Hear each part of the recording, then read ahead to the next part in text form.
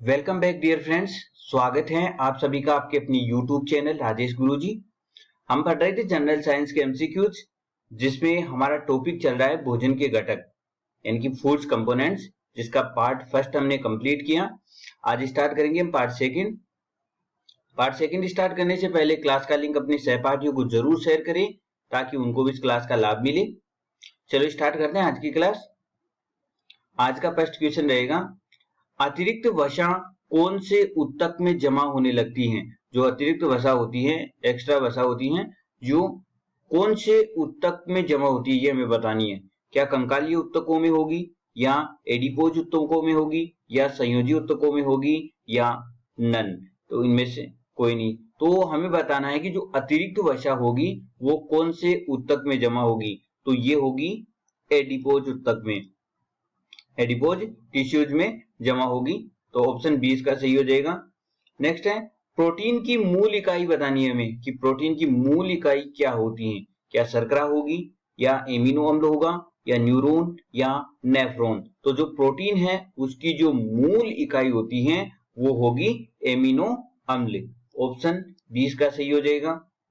Next है, protein का नामकरण किसने किया? देखो प्रोटीन के नामकरण करता के हमें नाम बताना है उसका कि कौन वैज्ञानिक थे जिन्होंने प्रोटीन का नाम दिया। क्या वॉटसन व क्रिक थे, या बर्जीलियस एवं मुल्टर थे, या मार्सेलो मेलपिगी थे, या रॉबर्ट हुक थे? तो जो प्रोटीन के जो नामकरण करता थे वो थे बर्जीलियस व एवं मुल्टर। ऑप्शन 20 का सही हो जाएगा। नेक्स्ट है, प्रोटीन में कार्बन, हाइड्रोजन व ऑक्सीजन के अलावा लगभग 16% मात्रा में कौन सा तत्व मौजूद होता है? देखो प्रोटीन में कार्बन होता है, हाइड्रोजन होता है, ऑक्सीजन होता है, और एक तत्व और होता है जो 16% मात्रा में होता है। तो वो हमें बताना है कि वो तत्व कौन सा है। क्या वो सल्फर है, या आयोडीन है, या नाइट्रोजन है, या फॉस्फोरस है? तो जो 16% मात्रा में उपस्थित होगा वो तत्व कौन सा होता है? नाइट्रोजन होता है। ऑप्शन सी इसका सही हो जाएगा। नेक्स्ट है, प्रोटीन का मुख्य स्रोत क्या माना जाता है? हमें बताना है कि प्रोटीन का जो मुख्य स्रोत है वो क्या माना जाएगा। क्या अंडों में होता है, या दाल होगी, या सोयाबीन, या मछली? तो प्रोटीन का जो मुख्य स्रोत है वो होता है सोयाबीन। सर्वाधिक मात्रा में प्रोटीन पाया जाता है सोयाबीन में। तो ऑप्शन सी इसका सही हो जाएगा। नेक्स्ट है, किस शैवाल में प्रोटीन की मात्रा सर्वाधिक होती है? हमें बताना है कि कौन सा वो शैवाल है जिसमें प्रोटीन की मात्रा सर्वाधिक होती है। क्या क्लोरेला शैवाल में, या एनाबिना शैवाल में, या नोस्टॉक में, या एसिटेलोरिया में होगा? तो इनमें से वो कौन सा शैवाल है जिसमें प्रोटीन की मात्रा सर्वाधिक है? वो शैवाल हो जाएगा क्लोरेला। ऑप्शन ए इसका सही हो जाएगा। नेक्स्ट है,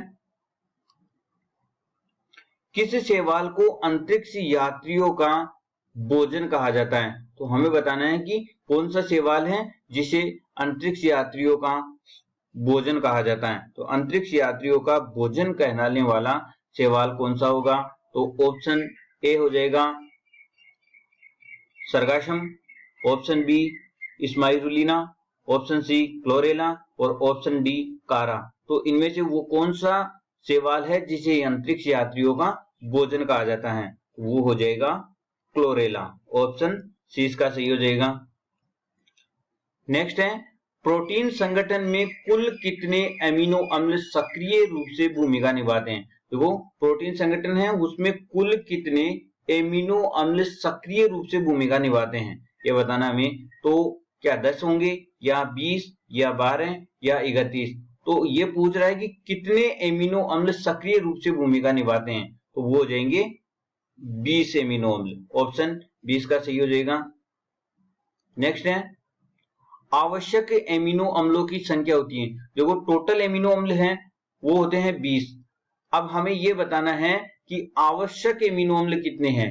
क्या 10 होंगे, या 20 होंगे, या 300 होंगे, या 280 होंगे? तो ये दो ऑप्शन तो होंगे नहीं, और कुल होते हैं 20 ये भी नहीं होगा। तो आवश्यक एमिनो अम्लों की संख्या हो जाएगी 10। ऑप्शन ए इसका सही हो जाएगा।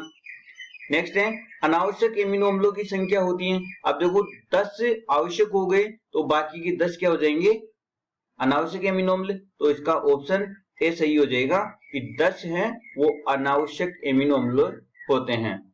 नेक्स्ट है प्रोटीन संश्लेषण के स्थल को क्या कहते हैं। यह पूछ रहा है कि प्रोटीन संश्लेषण के स्थल को क्या कहेंगे, क्या उसे केंद्रक बोलेंगे या रिक्तिका बोलेंगे या राइबोसोम बोलेंगे या लाइसोसोम बोलेंगे। तो जो प्रोटीन संश्लेषण स्थल है उसे क्या कहेंगे, उसे कहेंगे राइबोसोम। ऑप्शन सी इसका सही हो जाएगा।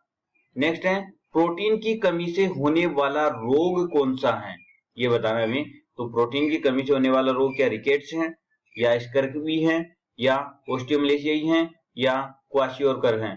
तो प्रोटीन की कमी से होने वाला रोग हो जाएगा क्वाशियोरकर। ऑप्शन डी इसका सही हो जाएगा। नेक्स्ट है एंजाइम बने होते हैं। अब जो एंजाइम होते हैं वो किससे मिलकर के बने होते हैं, क्या वो कार्बोहाइड्रेट से बने होते हैं या प्रोटीन से या वसा से या नन। तो जो एंजाइम है वो प्रोटीन से बने होते हैं। ऑप्शन 20 का सही हो जाएगा। नेक्स्ट है असत्य कथन बताना हमें। एक तरफ पदार्थ है और दूसरी तरफ उनमें पाई जाने वाली प्रोटीन। तो दूध में पाई जाने वाली प्रोटीन केसिन प्रोटीन बिल्कुल सही है। अंडे में पाई जाने वाली प्रोटीन एल्बुमिन, ये भी सही है। दाल में पाई जाने वाली प्रोटीन हो जाएगी प्रोलेमिन्स, ये भी सही है। और हीमोग्लोबिन में ग्लोबिन प्रोटीन और मक्का में जीन प्रोटीन। तो ये सभी कथन सत्य हैं। तो इसका हो जाएगा ऑप्शन एफ सही हो जाएगा। ठीक है। नेक्स्ट है मनुष्य के बाल, नाखून, जानवरों के सींग, खुर कौन सी प्रोटीन के बने होते हैं। देखो बताना है हमें कि जो बाल होते हैं मनुष्य के, उनके नाखून हैं, जानवरों के जो सींग हैं, उनके खुर हैं, वो कौन सी प्रोटीन से या उनमें कौन सी प्रोटीन पाई जाती है। क्या उनमें एक्टिन व मायोसिन पाई जाएगी, क्या हिस्टोन होगी या किरेटिन होगी या केरोटीन होगी। तो इनमें से पाई जाने वाली प्रोटीन हो जाएगी किरेटिन प्रोटीन हो जाएगी। ऑप्शन सी इसका सही हो जाएगा। नेक्स्ट है मांसपेशियों का निर्माण करने वाली प्रोटीन है। अब देखो मांसपेशियों का निर्माण करने वाली प्रोटीन कौन सी है ये बताना है हमें। तो क्या साइटोक्रोम होगी या हिस्टोन होगी या एक्टिन व मायोसिन होगी या केसिन होगी। तो मांसपेशियों का निर्माण करने वाली जो प्रोटीन होती हैं वो होती हैं एक्टिन व मायोसिन। ऑप्शन सी इसका सही हो जाएगा। नेक्स्ट है गुणसूत्र निर्माण में कौन सी प्रोटीन भाग लेती है। देखो हमें बताना है कि जो गुणसूत्र निर्माण की जो क्रिया है उसमें कौन सी प्रोटीन भाग लेती हैं। क्या उसमें गोसिपिन यानी कि कपाल प्रोटीन या ग्लाइडिन या हिस्टोन या कोई नहीं। तो गुणसूत्र निर्माण में भाग लेने वाली प्रोटीन हो जाएगी हिस्टोन प्रोटीन। ऑप्शन सी इसका सही हो जाएगा। नेक्स्ट है प्रोटीन का मुख्य कार्य क्या है। हमें बताना है कि प्रोटीन का मुख्य कार्य क्या है। क्या ऊर्जा प्रदान करवाना या शरीर निर्माण व मरम्मत में सहायता करना या आनुवांशिक गुणों को स्थानांतरित करना या कोई नहीं। तो प्रोटीन का जो मुख्य कार्य होता है वो हो जाएगा शरीर निर्माण व मरम्मत में सहायता। ऑप्शन 20 का सही हो जाएगा। नेक्स्ट है जीव द्रव्य में सर्वाधिक मात्रा में पाए जाने वाला कार्बनिक यौगिक है। हमें बताना है कि जीव द्रव्य में सर्वाधिक मात्रा में पाए जाने वाला कार्बनिक यौगिक कौन सा है। तो क्या वो जल है H2O या प्रोटीन है या कार्बोहाइड्रेट है या वसा है। तो सर्वाधिक मात्रा में पाए जाने वाला कार्बनिक जो पदार्थ होगा वो हो जाएगा प्रोटीन। ऑप्शन 20 का सही हो जाएगा। नेक्स्ट है वसा बनी होती है। वसा किनसे मिलकर बनी होती है, क्या एमिनो अम्लों से या वसीय अम्लों से या ग्लिसरॉल से या बी व सी दोनों से। तो जो वसा बनी हुई होती है वो वसा हो जाएगी बी व सी दोनों से, यानी कि वसीय अम्लों से और ग्लिसरॉल से दोनों से मिलकर बनी हुई होती है वसा। नेक्स्ट है 1 ग्राम वसा से मानव शरीर को कितनी कैलोरी ऊर्जा प्राप्त होती है। देखो हमें बताना है कि 1 ग्राम वसा से मानव शरीर को प्राप्त होने वाली ऊर्जा क्या 9.1 किलो कैलोरी प्राप्त होगी या 4.2 या 9300 या नन। तो 1 ग्राम वसा से प्राप्त होने वाली ऊर्जा हो जाएगी 9.1 कैलोरी। ऑप्शन ए इसका सही हो जाएगा। नेक्स्ट है संतृप्त वशीय अम्ल का उदाहरण है, हमें बताना है संतृप्त वशीय अम्ल इनमें से कौन कौन से हैं।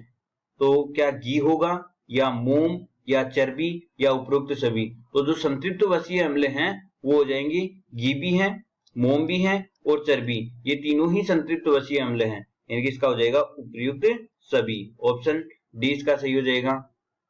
नेक्स्ट है सूर्य के प्रकाश से प्राप्त होने वाला विटामिन। देखो सूर्य के प्रकाश से हमें कौन सा विटामिन प्राप्त होता है, क्या ए प्राप्त होगा या विटामिन बी या विटामिन सी या विटामिन डी।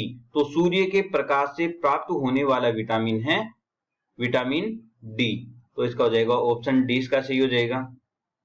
किस विटामिन को सौंदर्य विटामिन व प्रतिनपुंसकता विटामिन कहा जाता है, यह आज का अंतिम क्वेश्चन रहेगा।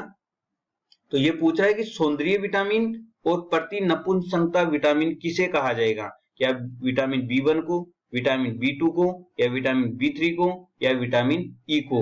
तो सौंदर्य का जो विटामिन होता है वो जाएगा विटामिन ई, ऑप्शन डी इसका सही हो जाएगा।